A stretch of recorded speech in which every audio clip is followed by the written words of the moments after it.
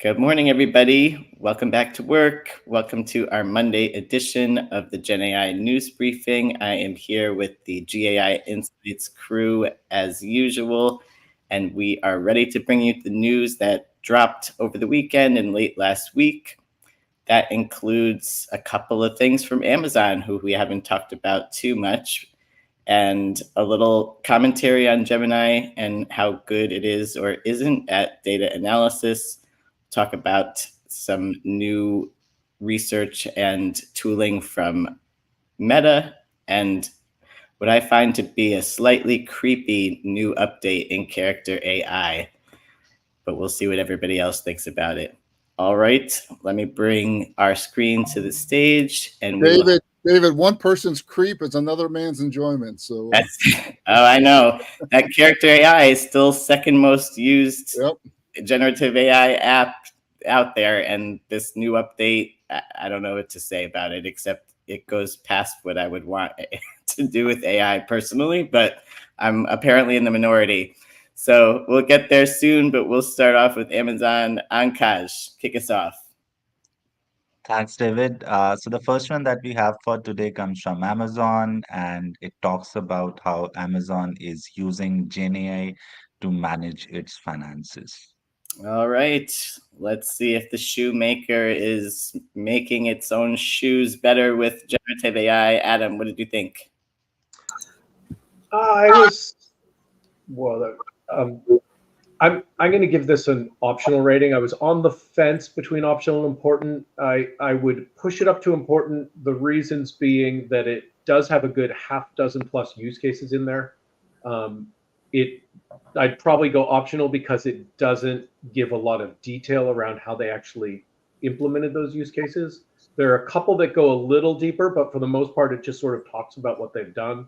And also, I would give it more important because it is a big company that's leveraging this stuff. So to use Tim's term, it might be a good fodder for the AI leader to have showing sort of how people are moving. But then the other side leaning towards optional is, well, it's Amazon. I mean, they built the LLM, so they better be using it. So I was kind of on the fence, but leaning towards optional over important. Yeah, and given that, I would say I wasn't really super impressed with the use cases in terms of being like really cutting edge. But who's going to knock Adam off the fence one way or the other, optional or important? Luda, what did you think? Well, I think it's Wall Street Journal. They actually researched it. It is a good advancement from customer service and the other things. Finance is more difficult, and they are really pushing in applying it in several areas in finance. I was particularly impressed by contracts. This is an application outside of finance, and it's very, very useful across the board, across enterprises. So that's why I think we should put it as important. Yeah, I was going for important as well because there's so much skepticism in general about finance and its uses there. And I love the way it, really laid out some of the wins tasks within finances, contract analysis, things like that. It's not about doing your budget projections. So I thought it was good. I'm not deep into important. I'm just over the fence into important territory. This was one where I started reading it and then I had to scroll up to the top and see, like, is this sponsored content? Because it didn't feel like a normal news article, right? It felt more like somebody reached out from Amazon and said, hey, can you do a profile on us? But regardless, that doesn't mean it might not have decent information. You're not suggesting when Amazon buys a bunch of ads in Wall Street Journal, there's also an article out there, right? Yes. Well, as somebody that used to buy these packages, I could say I suspect that this is part of one of those packages. But we still have some votes for mildly important. Nobody felt really strongly about it, though. Contracts is a killer, though. I mean, we know from Blue Cross Blue Shield, it's public. I know 3 other companies, they have got tremendous ROI on it. It's really, it's unstructured. It fits in with the legal industry getting transformed. It fits in with John Sviokla's find something that has a turnaround and ROI within the calendar period with metrics people understand. So I think for the AI the innovative AI leader just kind of starting down their path and looking at 85 different use cases, this would be something that they should at least be aware of. All right, we'll go to important, and we will move on to the next one. Ankash.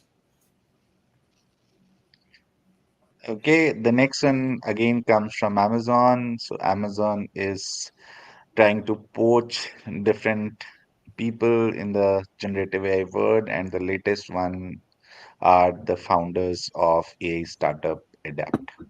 Yes, this deal is very similar to the Microsoft Inflection deal in that they're getting talent and then they're licensing the product of Adept, and Adept will still remain as a separate company in probably a very skeletal format, much like what happened with Inflection. This was actually the subject of my comic, so I'll flash that up while we're chatting. But this one, John, you're starting us off on. Yeah, I read this is optional. I mean, I think it's interesting. It's an acqui-hire. I don't know for sure why, we have this kind of hollowing out relaunch thing. I don't know if it's simply a way to keep the regulators off their back in the sense of an acqui-hire where I don't buy the company is somehow less detrimental to competition, or they're keeping the investors whole, in a way of not kind of screwing over the investors. But I would think an acquisition would actually help the investor. So I'm not. I say this is optional. I'm just curious about this is the structure of the deal seems similar to the Inflection deal. Amazon licenses the the content, the company stays around, the talent moves over to Amazon, and then it gets refounded. Anyway, optional, interesting structure. Yeah, I agree. And it mentions that they have been shopping the company for acquisition and it didn't work. So Amazon gave them a lifeline, it sounds like. And yeah, it avoids going through the regulatory stuff. Yeah, one of the things I think is that this shows is that the capital intensity of this business, depending upon where you pick your spots. So, I think unless you're going light or have a different light small model or have a different business model, this really is a capital intensive business, right? Yeah. It's like the diaper business. I mean, you need at least $1 billion to start a diaper plant, and then you need distribution. Another fact I didn't know, Adam. But John, I think I suspect it's very much FTC driven on case law. David, I know you and I talked about, and I was proposing a FTC would be hovering above this here. So I bet there's a lot more case law with a company buying another company gaining market power versus a company, hey, we just hire a couple employees with a failing company here. That's actually pro-employee. Yeah, we have one of our viewers asking a question that you just answered, Paul. Do we think this is a way to avoid regulatory review? Like, of course it is. Yes. I mean, yes. So the thing is, the company that's left behind, that, just to your point, John, they're failing because they probably can't raise enough money to do the training on their models or the retraining that they need to do. And obviously this is not going to help. So I don't know that the regulators are that dumb. We haven't heard them sniffing around Amazon as much as we have around Microsoft. So this may now throw them into the crosshairs a bit for some scrutiny. But okay, sounds like we're going to land on optional on this one. Just one other footnote on that, David. I don't know if it was someone sent me. It was on a president of Anthropic was talking about he thinks in 5 years it's going to take 5 to 10 billion to train a model. So if you keep going down that path, it's just going to be 3 or 4 mega things, and people like Mistral and and others may really be hurting. Yeah, definitely. All right, we will move on. We've got optional on that one. What do we have next here? I think another no, we're on to Gemini here. Yeah. So the next one talks about Gemini's data analyzing abilities, and they claim that they are not as good as Google claims. All right, Paul. What do you think about this one? No, yeah, I had this as optional. It's a vendor centric. the market's going to figure out if this is true or not. AI leader doesn't need to know this. Any other thoughts on this one? And what is our folks' experience with Gemini? I admit I really haven't played with Gemini that much. I'm quite enamored with my few tools that I use here. I'm not sure I want to give it as an important, but listen me out. So here's my thoughts that would potentially put it into important category. There was a big build up to this big window, and we had a whole bunch of announcements. First this size, the million, then more, and it was built up as a main advantage. And we discussed it, that it's great, right? But you need to have some models to really understand the content in what you're giving it. And that turns to be true.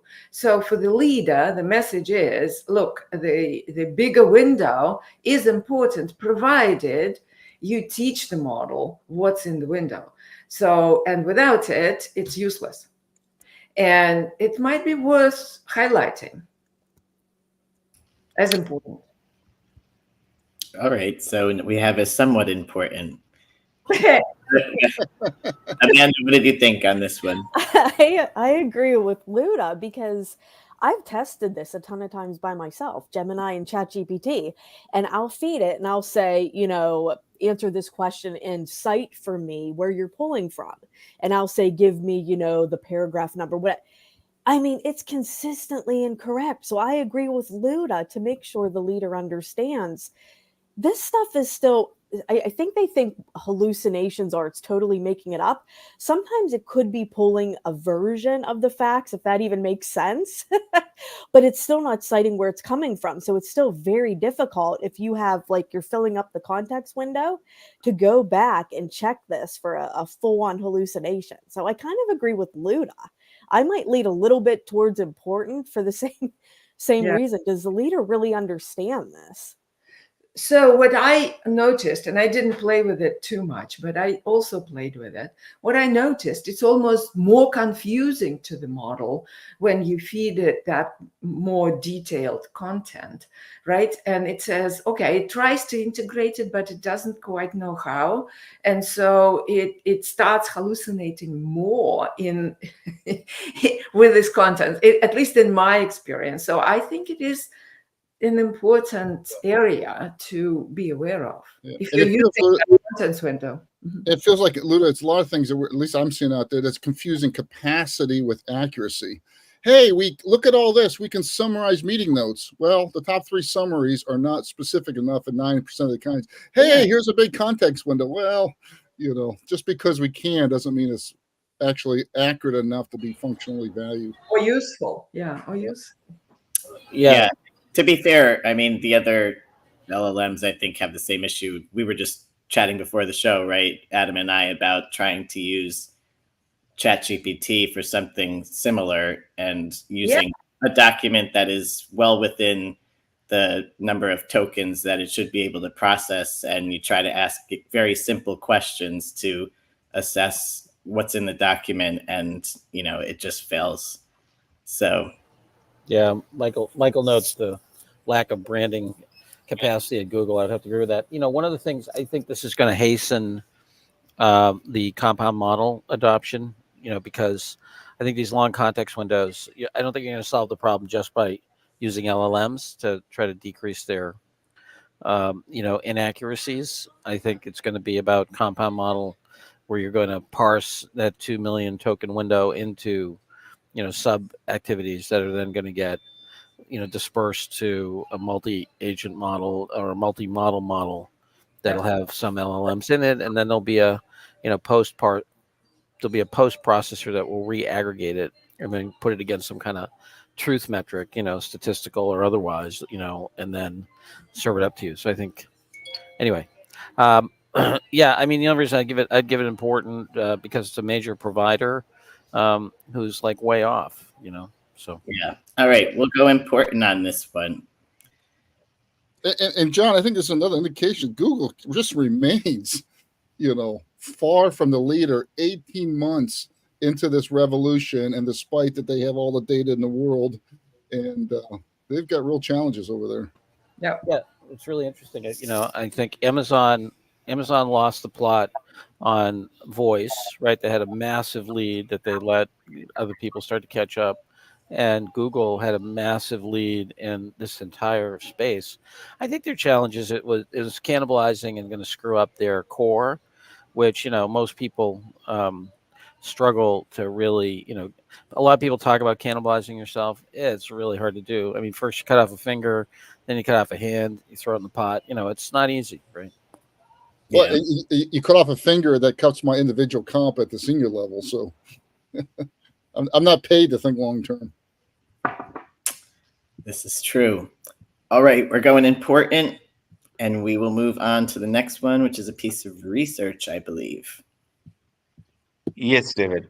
So the next one is titled Hippo Rag. So this is a neurobiological inspired long-term memory for large language models. Hippo Rag. I love these names that everyone comes up with here. Adam, what do you think about this? Well, first of all, you read the title Hippo Rag, and then it starts by talking about the mammalian, the evolution of the mammalian brain, and I started thinking this had something to do with the hippopotamus. But it's actually talking about the hippocampus and the hippocampal indexing theory of human long-term memory. And it's looking at how the brain actually has evolved and what it does to continue to generate and build its long-term memory, and trying to simulate a model off that to more efficiently sort of add large amounts of information after the initial training to these models, other than just supplementing it with a RAG. It's interesting. It shows some good results. It's optional news in terms of still being too far out in terms of the applicability for an AI leader. All right. I gave it optional as well. The one thing that's interesting, though, I think I forget which CEO, Paul, you said that it's going to cost 10 to 15 billion to train the models in the future. Anthropic. Yeah, I'm not convinced of that. I think that the advances in compound AI and techniques like this one and many others that we've reviewed, I'm not convinced that it's going to cost that kind of dough to train a big model. And I'm also, and so anyway, whatever. It's an abstract argument right now, but yeah, but part of his point was that multimodal is going to add a lot of cost to it. But anyway, I think your point's. Yeah, fair enough.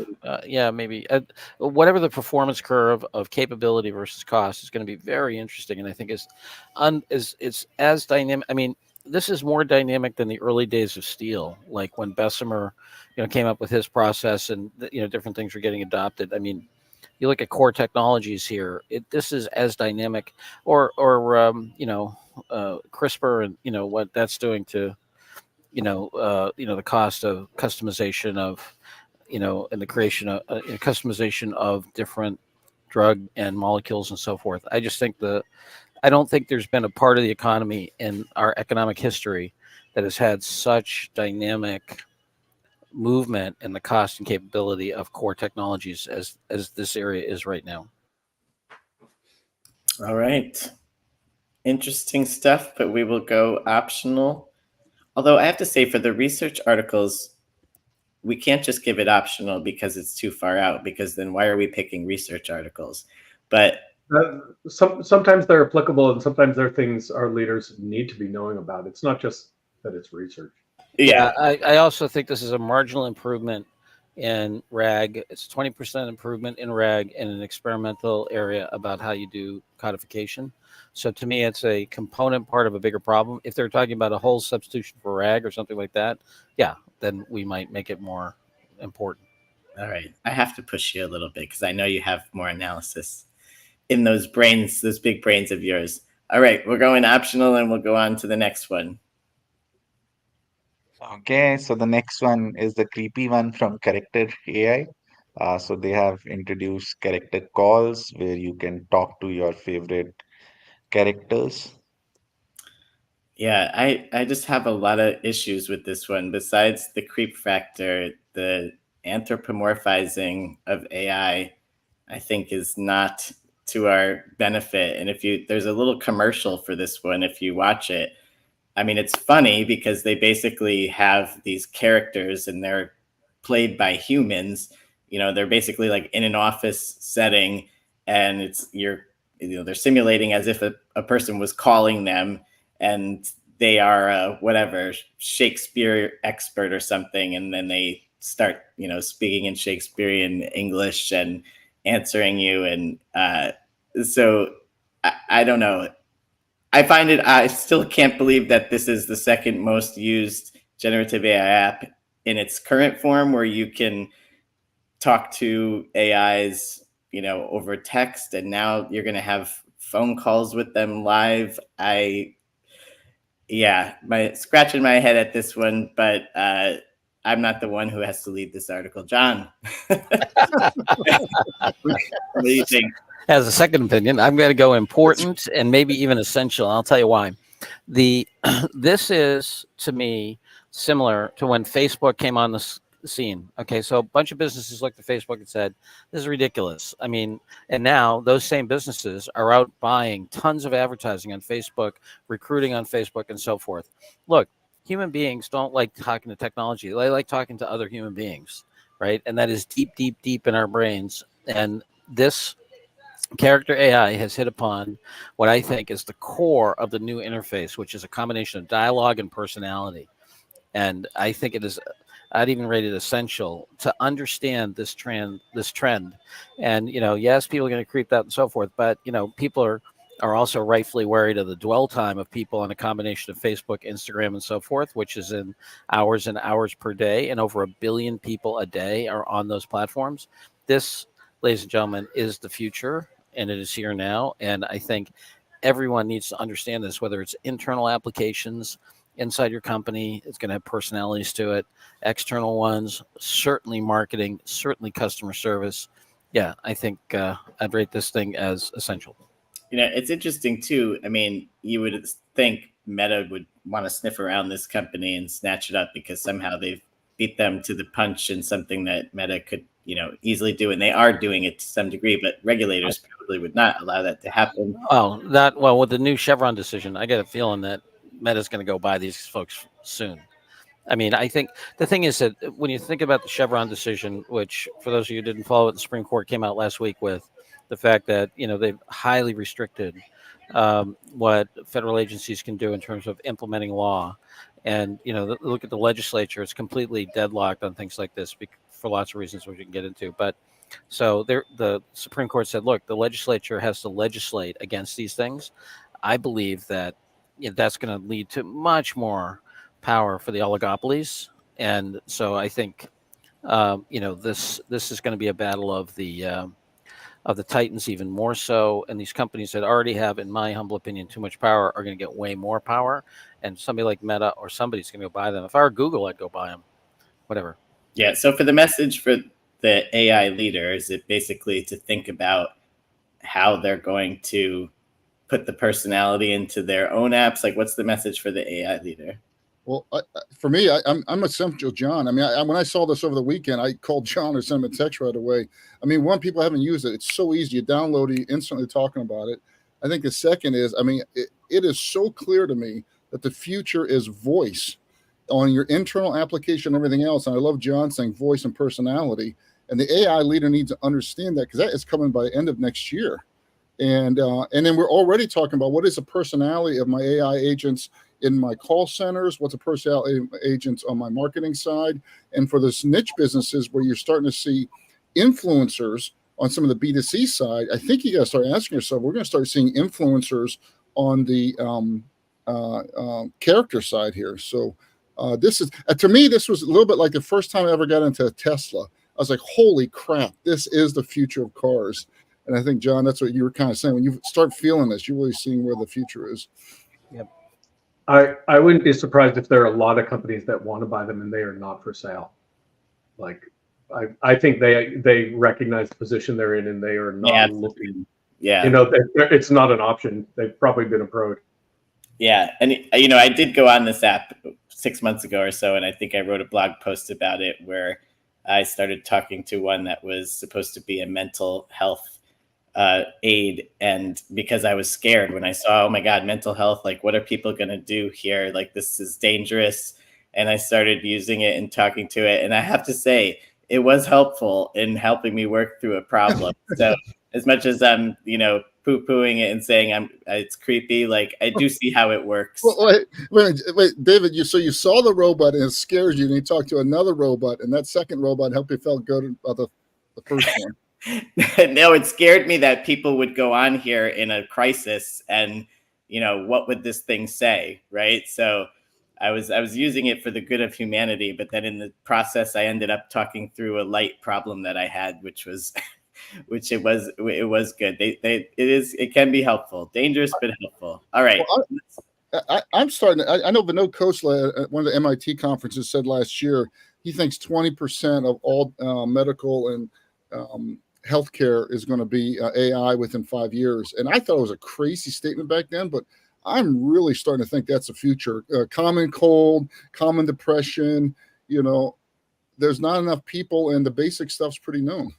Yeah. Elderly, this might be. I started working with my mom, who's 97, on this character AI. She has the iPhone, she has the iPad. She doesn't quite fluent in navigating them, but she likes it. So it's interesting. I think with the right environment, the elderly can navigate this. So this can be really useful. Yeah. All right. We've got one more. We'll go in essential on this one. And we will go to the last piece, Ankash, please. Yes. So the last one comes from Lama Index. They have introduced Lama Agents, which is a framework for building production multi-agent AI systems or compound AI systems. All right, Luda. Yeah, I rated this one as important. I think for several reasons. We talked about agentic systems for some time and said that we believe that this is the future. I think the industry believes it's the future. This one lays it out in a very simple way so that people can start working with it if they are not already. It's open source. It has a great environment. So I just think that it's a good advancement and important for all leaders to know and get their teams to be working with agents if they're not. All right. I was looking around to see if there was an article about this rather than having to try to read this because it definitely goes down a technical path that is not my forte. But Luda's got an important on this one. Any other thoughts? I agree with the part you were saying, David, because I almost feel like the leader's going to look at it and say, yeah, this is important, and hand it off to a developer. I don't know that they're going to go through, all the code and things like that. So for that reason, I'm on the fence. But yeah, I think for them to just kind of skim the beginning and say, oh, okay, this would be important for my team, and then they pass it off kind of thing. So for that, I don't know if I'm important or optional. So I don't know if anybody else wants to break kind of like a tie. Yeah, I mean, if it's still an important development and it does have this summary at the top, I wouldn't knock it off the important for that, but it does just go right into how you would implement it as a developer. Any other thoughts, team? Well, I really think, and this is Luda talking, that if you're a leader of AI, GenAI specifically, you better get going on coding. This lays it out. So you need to figure out how you do it, but this lays it out. You can pick up this code and start to apply it to agents and build a little system. So I feel that it's important for the leaders themselves to get that. And since it's so important going forward. So that's for that reason, I would say important. All right. Any other thoughts while we're waiting for our summary?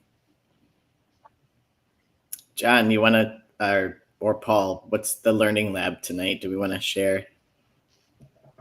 You're on mute. You're on mute, Paul.